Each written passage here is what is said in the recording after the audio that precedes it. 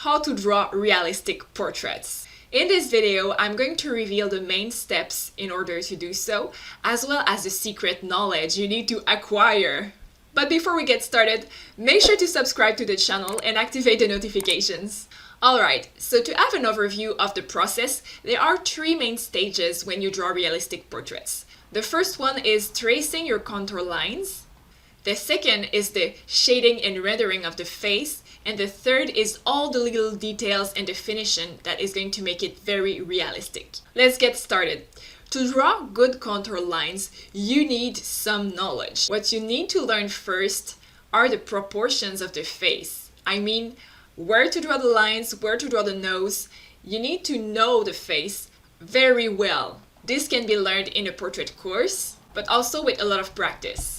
Of course, when you draw a realistic portrait, it's very important to have a good reference. It's very hard for an artist to have everything in mind, where are every wrinkles or all the little details. This is why the reference is good, so you can get inspired for your drawing. Another skill that is very important in the tracing part of the portrait is the observation. You need to be good at comparing your reference to your drawing so you can make sure they fit and they are very, very similar. Observation comes with time, comes with practice, but you can also learn good observation tricks in a course because you'll get some techniques to position eyes, nose, and mouth in a way that is easier.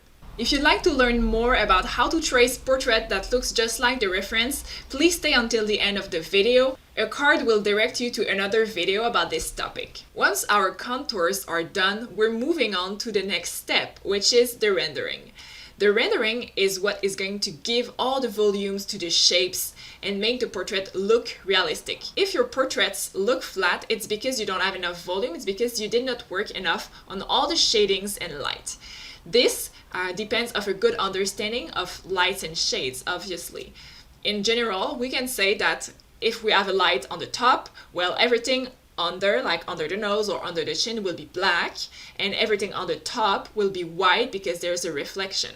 And what is going to create a good rendering is just a transition from black areas to white area in a way that is very gradual or very smooth. And this comes with not only the understanding of lights and shade, but also with a good drawing technique. The drawing technique is the capacity to draw good lines, the capacity to use all your tools, erasers, pencils, blending stump in order to create good texture and good appearance. And this can be learned even before you start portrait drawing or animal drawing. You can really just practice this on a sheet of paper, just get good at tracing lines and just get used with your tools and know how they're going to react before making even a project, just trying to do that on a sheet of paper.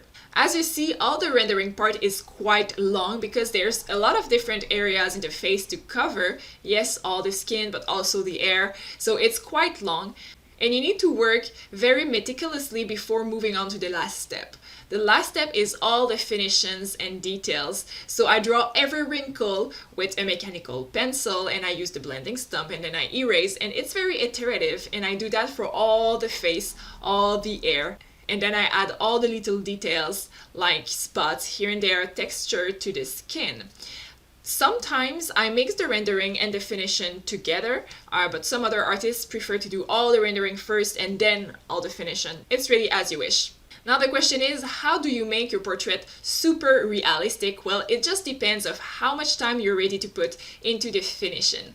For this portrait that I consider realistic, maybe not hyper realistic, well, I've worked about 3 hours, so I could have gone further by adding more details, more little hair, more little spot, everything on the skin. It just depends of how deep you're ready to go in the finishing, in the details, so you can get to hyper realistic. So those are the skills you need to have in order to draw realistic portraits. Another thing you need to be warned about is that drawing realistic faces takes time. And sometimes we expect wrongly that in an hour we'll be done, but it's just not possible. It's just super long to draw a full face, and if you know that in advance, sometimes it allows you to be more tolerant with yourself and give yourself space to learn to make mistakes and to take the time it takes to get the result you want. So it's very normal, it's taking a long time. So allow yourself to do your portrait in maybe 2 or 3 sessions instead of just one, so you'll be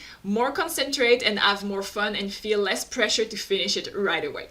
Alright, I hope you learned something today. Make sure to subscribe to the channel, look in the video description so you'll have resources if you want to continue to learn portraits, and have a look at the other videos of the channel. I'm sure one of them will help you with some topic about drawing. See you soon, guys!